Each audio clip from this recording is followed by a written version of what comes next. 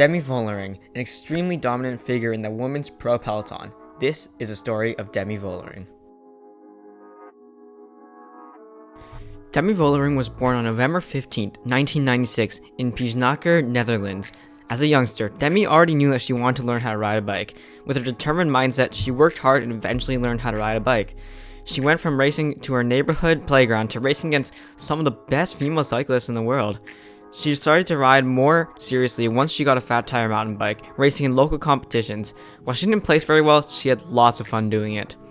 Also, before we get too far into this video, I'd like to ask you all to please let me know what you think in the comment section below about Demi Vollering. Let's get on with the video.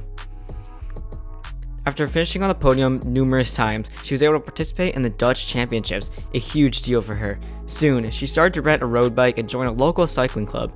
The club consisted of mostly boys, so she rode with them for most of the time. She wanted to race internationally, but because she came from a family of gardeners, international travel was extremely hard. Once she got a bit older, she was able to start racing internationally. From there, her career only got better. She began to improve her technical skills and quickly improved her racing. She eventually came second in the South Holland Championships in 2015 to 2016 season and the 2016 to 2017 season. She also came first in the ZHK in 2017 to 2018. In addition to her cycling career, she trained to be a florist and worked multiple locations. Her first opportunity as a professional cyclist came with an offer from Park Hotel Valkenburg. She now races for Team SDWORX as a full-time professional cyclist, something that she had always dreamed to do. In 2021, she won her first ever monument classic, the Liège-Bastogne-Liège Femmes. Prior to this win, she had very consistently came on the podium in many of the other day races. However, they weren't quite as major as this victory, where she won in an outstanding sprint finish against some of the top riders such as Annemiek van Vleuten. Just a quick heads up, if you are enjoying this video, please smash that like subscribe button, and with that, let's continue on with the video. The 2022 season started off strong with a win at the Isolia Women's Tour, a shorter stage race in the Basque Country of France. In the 2022 Tour De France Femmes, Annemiek van Vleuten asserted her dominance even with her stomach bug at the start of the tour. However, Demi Vollering was right there with her in each of the mountain stages, ultimately coming second place in the tour to some of the best female cyclists in the world. Demi came into the 2023 season as a favorite and was listed as one of the riders to watch for the 2023 Tour De France Femmes.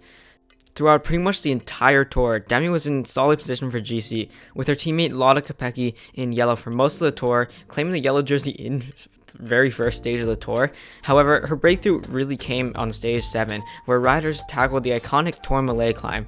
Demi put lots of time into other notable GC contenders, such as Annemiek van Vleuten or Marianne Vos. This stage is also where she took her first ever stage win in the Tour de France Femmes. She would hold on to the yellow jersey after a strong time trial performance to go home in yellow, winning her first ever Tour de France Femmes. So what about Demi Vollering makes her as dominant as she is? Demi Vollering's riding style is characterized by her strong climbing abilities and tactical astuteness.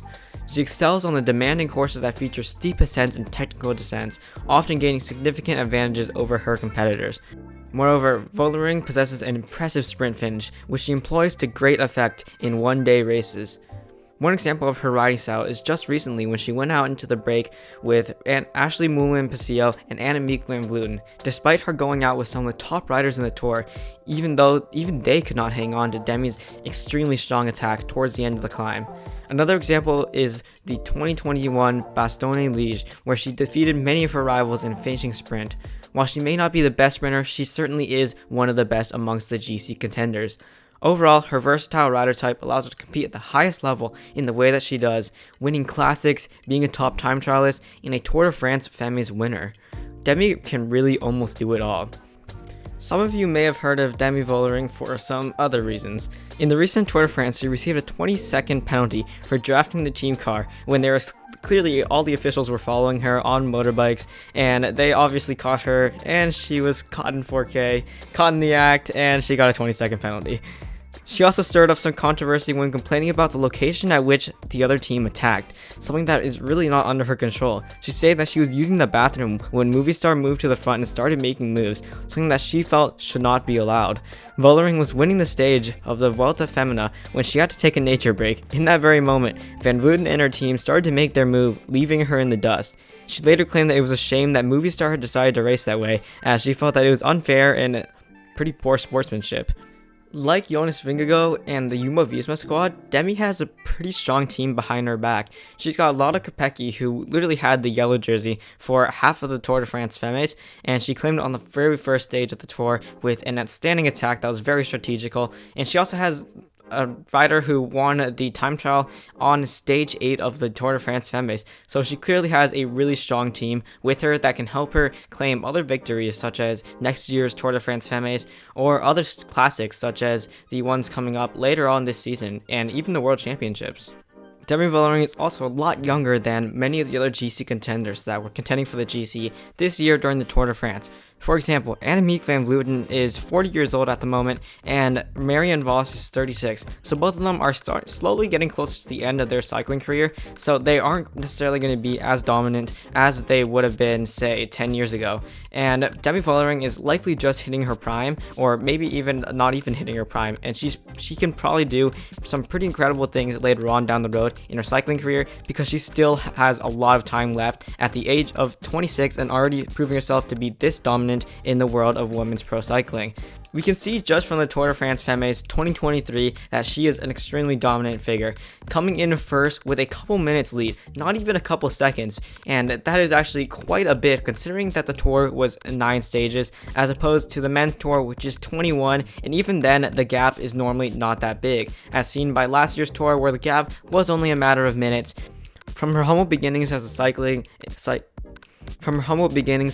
enthusiast to her current status as a rising star in the peloton, she has proven herself to be a formidable force. As she continues to excel in various races and inspire fans worldwide, Demi Vollering's journey remains an inspiring tale of resilience, hard work, and the pursuit of excellence in the world of professional racing. If you enjoyed this video, please smash that like, subscribe button. It really helps support the channel. And with that, see you all next time and ride on.